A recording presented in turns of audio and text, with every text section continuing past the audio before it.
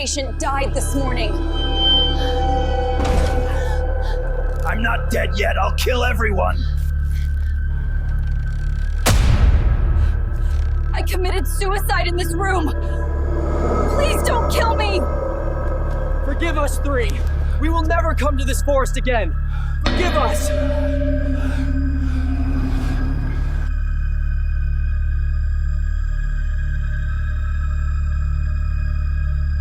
They say the forest has eyes, and sometimes the forest wants something in return.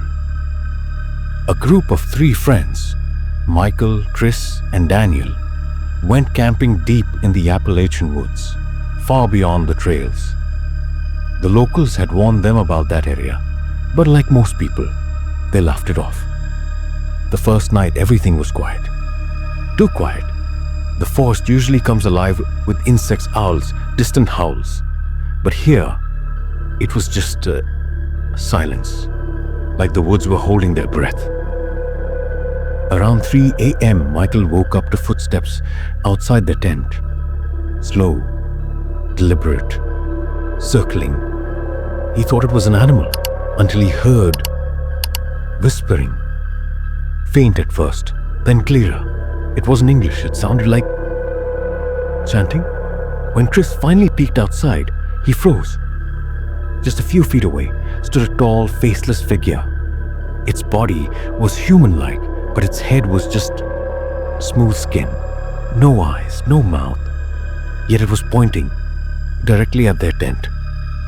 The boys screamed, but the figure didn't move. It simply melted back into the trees. Morning came, but when they checked the tent, Daniel was gone. His sleeping bag was still zipped, his shoes neatly placed at the entrance. It was as if he had been lifted out without a sound. For 2 days, search parties combed the woods. No tracks, no struggle, just emptiness. Chris swore he still hears the whispering when he closes his eyes. Michael never speaks about it again. And Daniel? He was never found. Locals now warn. If you hear whispers in the forest, don't answer, because the woods are listening.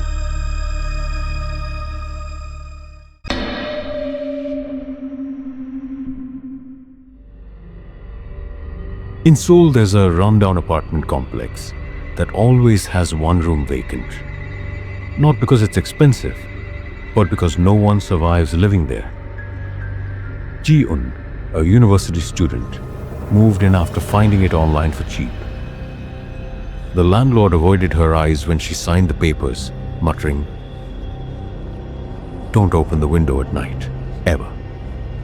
The first night was quiet, but at 3:15 a.m. Ji-un woke to the 3 knocks on the wall. She thought it was the neighbor, except the apartment next door was empty.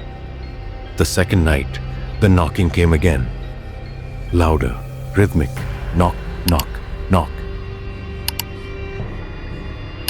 On the third night, Ji-un pressed her ear against the wall, and she heard a woman's whisper. "You took my room. Now give me your life." Terrified, Ji-un set up her phone camera to record while she pretended to sleep.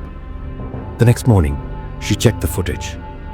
At exactly 3:15 a.m., the camera captured something impossible. The window behind her bed slowly opened, even though it was locked, and a pale woman crawled in, long black hair covering her face, hospital gown soaked in blood. She stood over Ji-un for 5 minutes, whispering words the microphone barely caught. "Why are you in my bed?"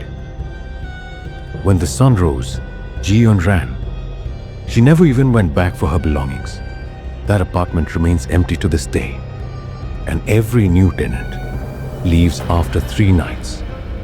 Some say the ghost is still waiting for someone who won't run.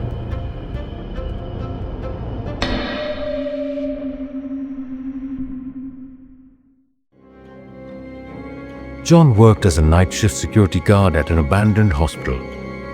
His job was simple: walk the halls, make sure no trespassers got in. One night during his rounds, He heard soft footsteps, not heavy boots, bare feet. He followed the sound until he saw her. A little girl, maybe 8 years old, barefoot, wearing a faded hospital gown. "Hey, are you lost?" he called. But she didn't answer. She just turned a corner. He followed. Every hallway was darker than the last, the girl always just out of reach. Until she stopped in front of room 302. That room had been locked for 10 years. John checked the door. Still padlocked, but when he turned back, the girl was inside, staring at him through the glass. Her hair tilted unnaturally to the side. Her lips didn't move, but John heard her whisper in his mind. "You shouldn't be here." The lights flickered. The padlock clattered to the floor. Slowly, the door creaked open. Inside, no beds, no machines, just a single chair in the middle of the room. And sitting in that chair was the same girl, but her face was wrong. Her eyes completely black, her smile stretched too wide. John ran. He never finished his shift. He quit the next morning, pale and trembling. That hospital is still abandoned. But locals say, if you walk past at night, you'll hear a child's laughter echoing from the 3rd floor.